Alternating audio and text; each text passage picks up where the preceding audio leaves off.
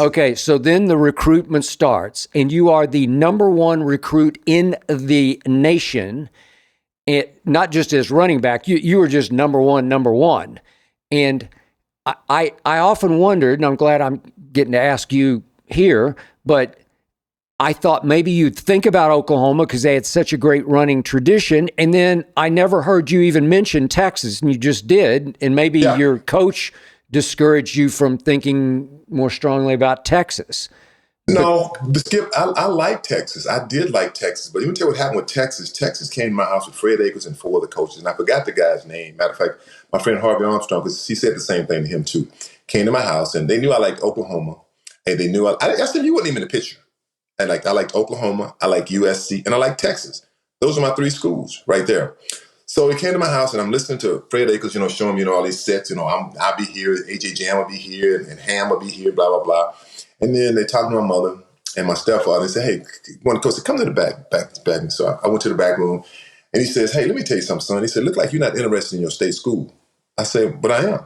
I'm interested. He said, well, we know you like SMU, because I talked to SMU, but I wasn't interested at the time. He said, we know you're looking at SMU. He said, let me tell you something. SMU will never beat us.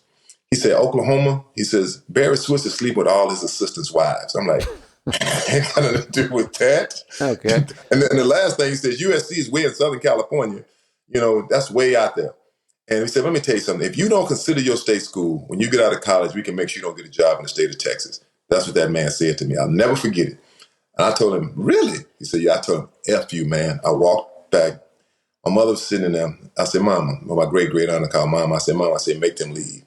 She said, okay, well, nice meeting you, gentlemen. That was she said. And when they left, she said, what did that white man say to you back there? I said, he told me if I didn't go to my state school, I would never get a job in the state of Texas. She said, oh, hell no, you would never go there. And from that point on, I was done with the University of Texas. Okay. Yeah. I hear you, and I second that emotion. When shoppers do choose to buy your products, you can turn them into loyal customers with cheaper, faster, and better shipping. Shipping is obviously the key to the life we live today.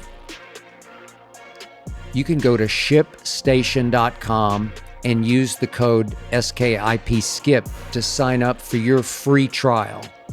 Go to ShipStation.com right now /skip. That gives you a free shot, a free trial at ShipStation. There's no credit card or contract required. You can cancel anytime.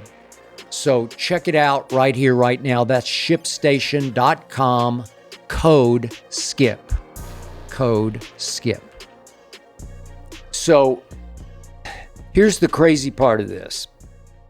So I'm working in Dallas at this point at the Dallas Morning News, and I had become pretty close with your soon-to-be coach, Ron Meyer, who I liked very much.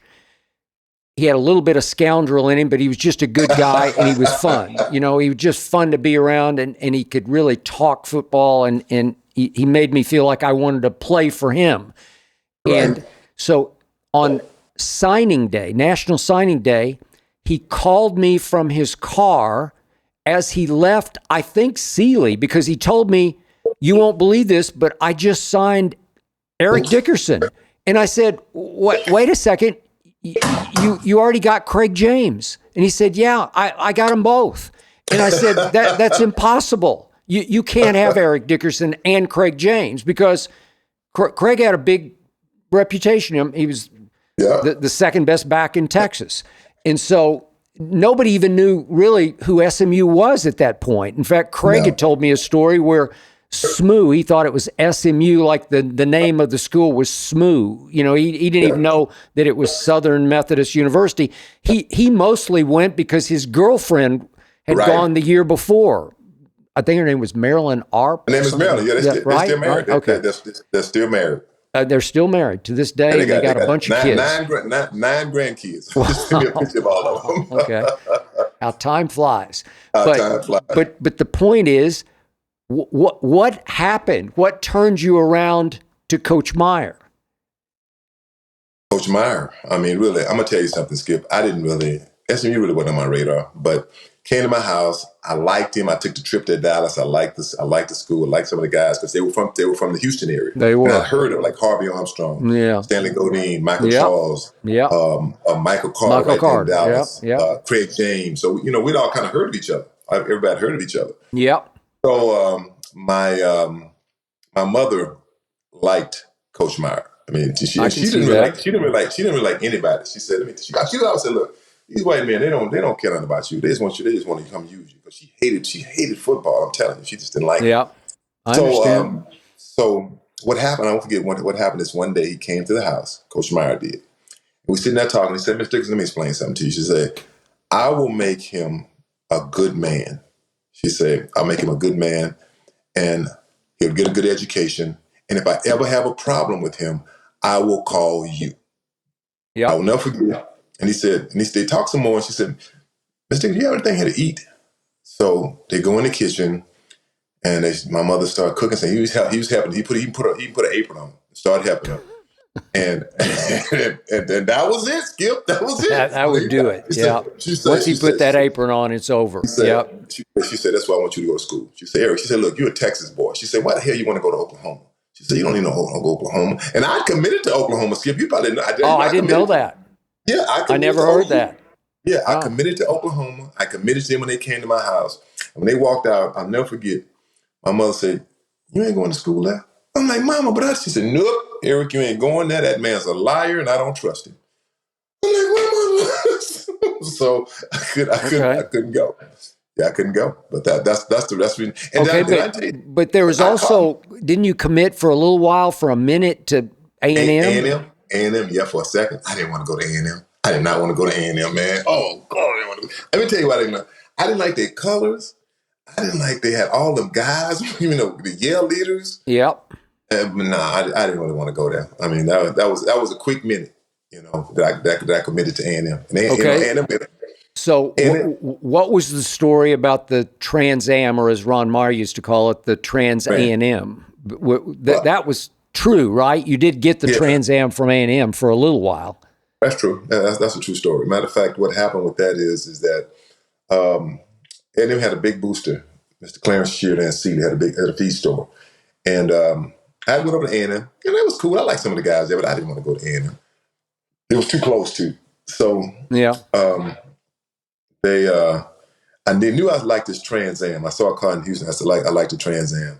So what happened is, I won't forget this, like one Friday, my mother, my real mother, and my grandmother in Houston, and my mom, I call Mama Viola. She said, Eric, we're gonna ride down to Houston. Let's look at that car. I'm like, okay. So we rode down to Houston, and they gave me the car, let me drive it around, drove it, and it was my mom, my grandmother, my grandfather. It was like 3 white men in there, and came out, and she said, okay. They said, okay, it's yours, take it. And I'm like, huh? They said, it's yours, take it. And that was it. Okay. And so, but had you committed to going to school there yet? I committed to going. It happened so fast. It happened so fast. I committed to going to school there. And then what happened is that, man, we had a barbecue. Let's say that next week. Say that next week we got a barbecue. My grandmother from Houston came. My grandfather, my Uncle Sam, Uncle Jack, a lot of my family. We had barbecue. They were sitting outside playing dominoes and stuff. And I would get my grandmother. She came over to me. My mama, and Viola, they took me in the house. They said, Eric, let me ask you a question. She said, do you like your choice of schools? She said, be honest now. I said, no, ma'am, I don't want to go there. She said, well, you shouldn't have said you're going to go there. She said, well, look, my mama said, look, Eric, why don't you go to Oklahoma? She said, where else would you go? Would you consider going to SMU for that guy, Ron Meyer? I said, Mama, okay, yeah, I'll do that, but I don't want to go to A&M. Won't forget, got on the phone, called Robin Buddicky. He lived in Richmond, Texas. Called Robin Buddicky. About 4 hours later, we took a drive over to Richmond. Richmond's only 20 miles from Sealy. Ron Meyer flew into Richmond on a private plane to meet us over there. I'll never forget, my grandfather said it later. He said, I knew something was up when the women went missing. Eric and the women went missing somewhere. Yep. So I went over, met with Coach Meyer, met with Driving Buddicky, and that's when I committed to him right there. I said, I'll Right come. there. Yep. And so A&M couldn't say, hey, we bought him a car.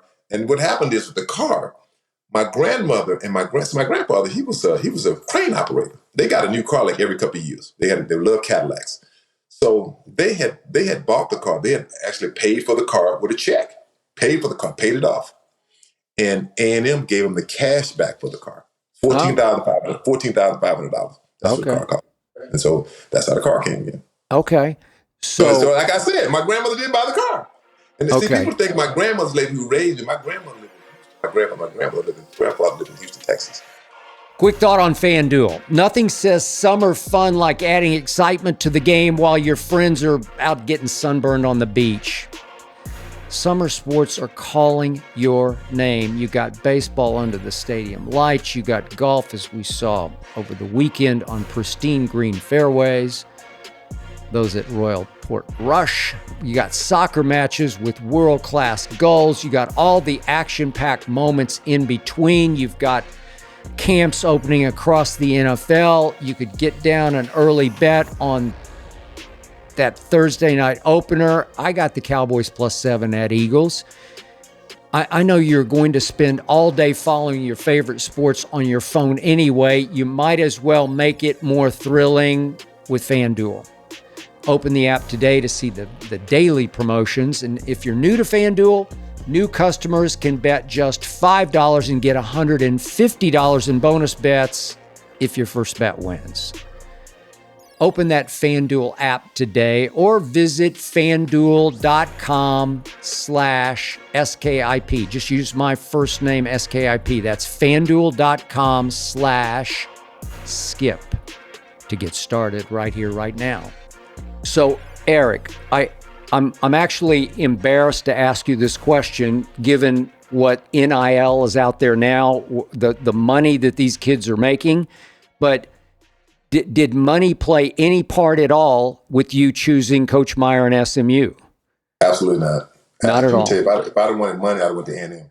I can tell you this much. A&M offers the most money. Matter of fact, they came to my house. I'll never forget, my mother said, when they came, she said, Eric, she said, she brought me to the back. She said, they had a briefcase now with $50,000 in cash, Eric. She said, that's just part of the money they want to pay. Yeah. And she said, let me tell you something, son. She said, look, if you don't want to play for that school, don't take these white people's money. She said, don't take these white folks' money. She said, don't do that. And I wouldn't. I mean, I listened to my mother. I said, no, Mama, I don't want to go there. She said, okay. She said, no, we don't take that money. So, no, if I wanted money, I went to Texas A&M. And I mean, look, I'll tell you exactly what the money we got at SMU. I was getting sometimes $500 a month. Sometimes back in my I wouldn't get no real money. It wasn't no money. That's no real money. Really. I agree. That ain't no real money. Yeah. I mean, no. It was nothing. I mean, I had a car, a little bit of money. If we wanted something, want to go out to dinner, they set it up at a restaurant. We had to pay for it, but that was really it. Yeah. And so we would get nothing.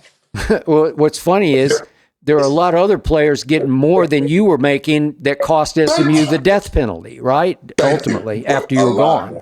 A lot more. And I think the kicker is that they always seem to blame me and my class, Craig, for that. That's true. We didn't have no death penalty. We got no death penalty. We played football. They stuck us 1 year with a crappy ass violation.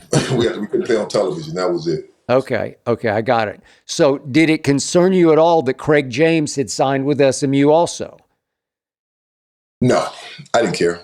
It didn't make a difference to me. Because, I mean, I was really confident about my talent. I'm sure you were. I was confident. I was big and fast. I hadn't played 4A football. He played 2A football. I hadn't played 4A football, all that kind of stuff. And I remember we played the East-West Shrine game, for Texas. And I was MVP. We won 7-6. I scored the only touchdown. So, no, I was not worried about that. And if I may speak to this myself, I would think at that time, because there were so few white running backs, that you'd say, this white boy from Houston, he can't touch me, so I'm going to be just fine at SMU. Well, I didn't think about it like that. I just thought, my talent would. Yeah. Okay.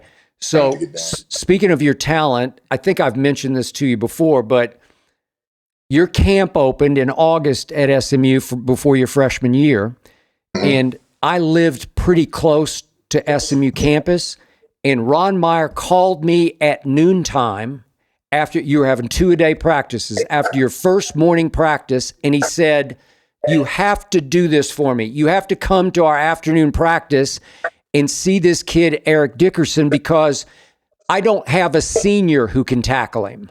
And I said, seriously, he's that good? He said, it's like nothing you've ever seen before, which I came to agree with. But that's how in awe Ron and his assistant coaches were of you after one morning practice as a freshman. So I'll tell you a quick story. Matter of fact, my best friend, he played running back, Charles Drayton. He was there, and they had him on the depth chart ahead of me. And he told me, he said, Eric, he said, I'd heard about you. And Sealy said, my guy named Blaine Smith, and he was a year older than me. He said that he would come, hey man, you been working out? He said, because he played running back. He was running back. He said, yeah, they got a guy, that Dickerson kid. He said, man, they trying to recruit him hard. He said, oh, he probably a little scat back. He said, man, he had 200 yards last night. So he said, he called him the next night. Man, at Dickerson, he had 250 yards. He said, oh, he probably a little scat back, a little, 5'10". No. Then he tells me the story. He said, so he called again. He said, man, he ain't no scat back. He's 6'3", like 250. I know. He run track. Yeah, he runs track. That's what's going on.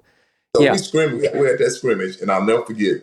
Yeah, because for those who don't get this, with Eric, we were talking 6'3" to 225-ish? And now in the pros, I was about 210, 215 in college. Okay, all right. And that's what I was talking. But I don't know. Did you ever time in the 40? Did you ever? Yeah. I was a 4.340 guy. You know, okay, 4.3. So I want to stay in 100, 200 in Texas. People forget that. You know, my junior year, so I could run. My thing was my speed. It's ridiculous, that package of gifts from God. You know, those are gifts from above, man. Right. And you had all of them, and you ran different. You ran more upright, but you had a glide to you where you could also make people miss with just a subtle sort of change of direction, because you're moving so fast and you're running with such power that nobody's going to hand tackle you, and nobody's going to get you on the ground with a hand. So that was the package I began to see.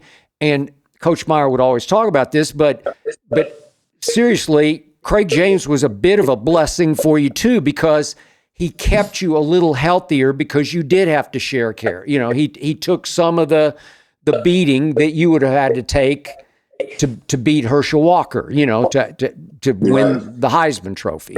That's true. Okay. So we get to it was your senior year, because your last 2 years at SMU, for those who have forgotten, you went 21-1-1, but the tie was the killer, because Coach Holtz came in there to Texas Stadium with Arkansas late in the year, and they tied you 17-17, and I was there at the game, and I still can't believe it happened. Coach Holtz was great at pulling off monumental upsets, but it cost you the national championship that year. If Ron Meyer would have been our head coach, that's Bobby Collins. That game would have never been that close. Okay, and we'd have beat them soundly, just like we did the year before. I mean, it was a coaching. I mean, and I'm not against Bobby Collins. He was a good guy. I got it. Yeah, but there's no way you should have lost that game. And then you went on and beat Dan Marino in his last college game. It was, 7-3? It was kind of foul weather. Freezing cold. Yeah, it was terrible. It was just terrible. But that was the Cotton Bowl. And so you finished second in the country with a tie. So Penn State, I think, came on and won it that year. Penn State.